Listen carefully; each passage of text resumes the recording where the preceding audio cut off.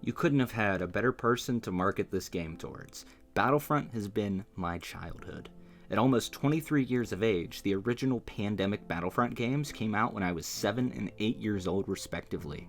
They were my childhood.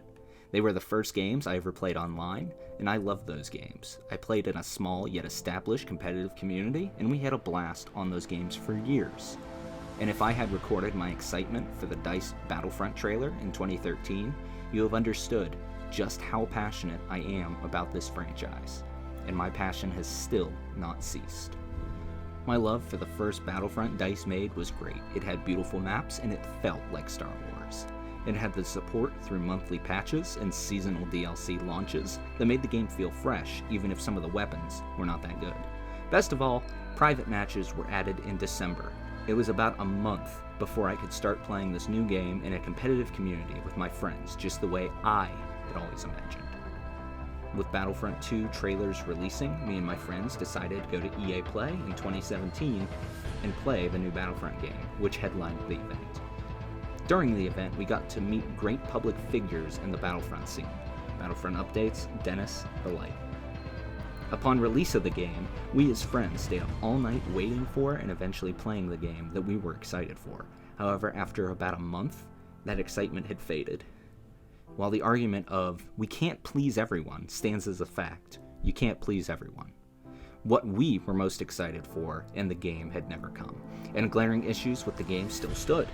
In February 2018, DICE overhauled the entire progression system, and this change was universally praised by the community and outsiders alike. But this change also had been described by many devs as to why they fell so far behind in adding content to the game. Almost 2 years removed from this update, issues that were pushed back still remain. Before I get into the issues with the game, I want to address one thing. I do like this game. I'm not just a hater that didn't get Ahsoka Tano, so I think the game is rubbish.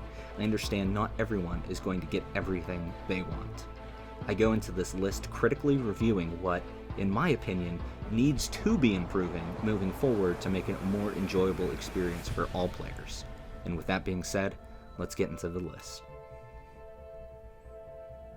Too many times in this game, I feel I do something and the game tells me I either did not do it or that I'm located somewhere else. For example, how many times do you feel like you've gotten behind the wall, able to get into cover, when the game still tells you that you had died to someone you can't even see any longer?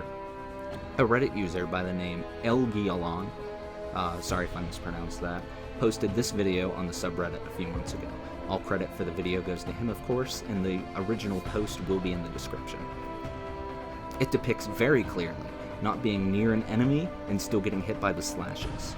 Another user, and I can't find the account or the post that showed, until a full dodge animation is completed, the user's hitbox remains in the initial spot of the dodger roll.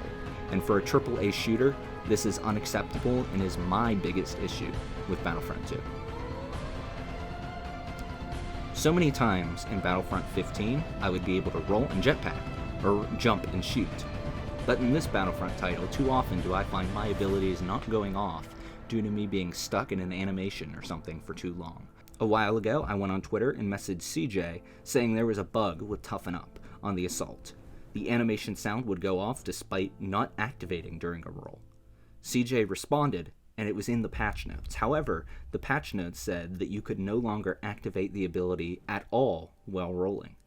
This ability to not do two things at once, in my opinion, hinders the player's ability to have control over their characters, and I do personally find it annoying. Everyone at this point knows the meme, new weapons when? Something the last Battlefront, the one from 2015, did extremely well was offer customization and introduce new things into the game. The customization, while simple, offered plenty of unique looks, going up to 75 different heads for the Rebels alone. The Galactic Empire, 2 years later, doesn't even have a secondary appearance. Same for Darth Maul, Darth Vader, and Palpatine. Of course, hero skins are much harder to pull off. However, it can't be denied just how little cosmetic infantry appearances we have outside of clone troopers, let alone the promise of new weapons into the game.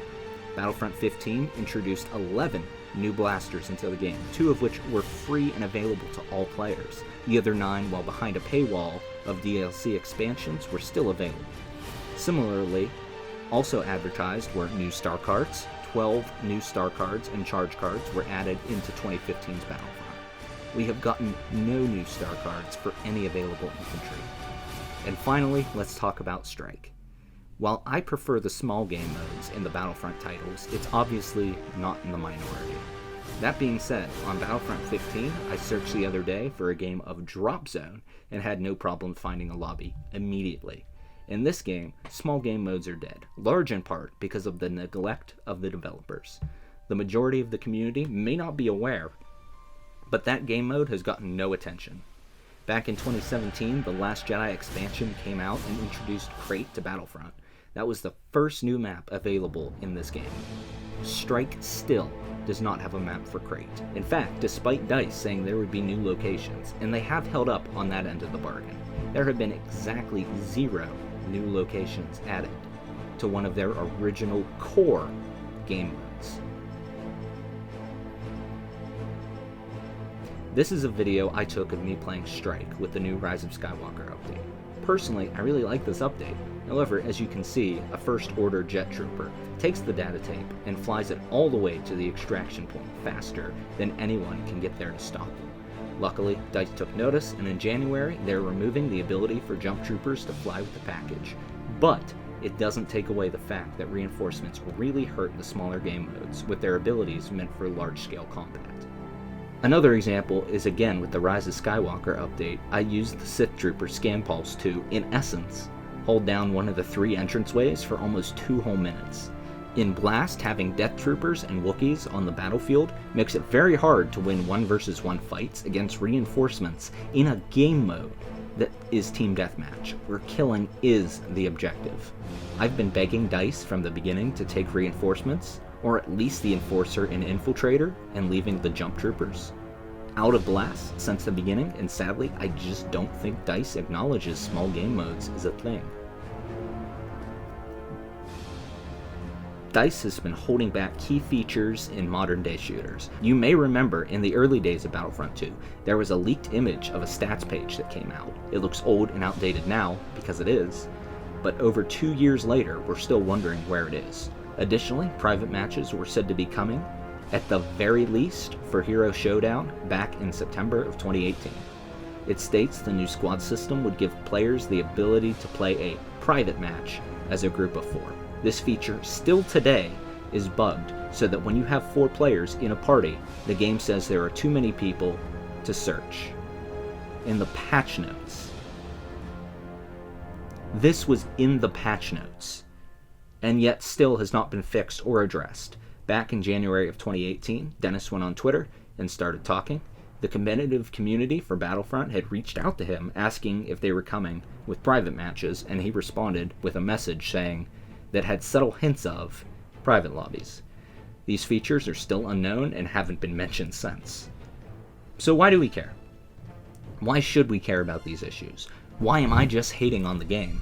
Don't I know the game has made a major comeback since its launch? It's not pay to win, although I can make the argument it never was. However, that's moot now. Why do these things matter? Well, if you are an extremely casual fan, and or you just love the game as it is, that's great, I'm happy for you. Keep playing the game. But for others, people who want a more polished game, or a game with more competitive elements to it, or someone who just loves the small game modes, you're going to be disappointed with the state of the game.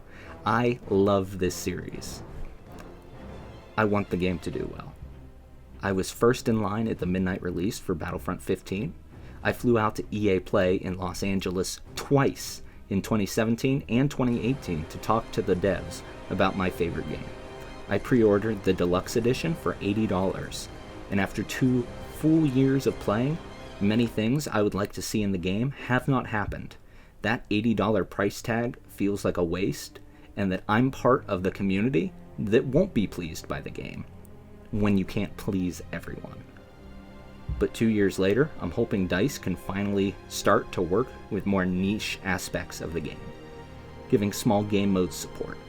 Strike, Extraction, hell, port cargo or drop zone over into Battlefront 2. adding stats in private lobbies that have been ignored and forgotten. This game can be this game that all Star Wars fans want to play, as it was meant to be. And I hope in 2020 that can happen. Thank you. Make sure to like, comment, and subscribe if you like the video. Also share it if you agree. And best of luck in 2020.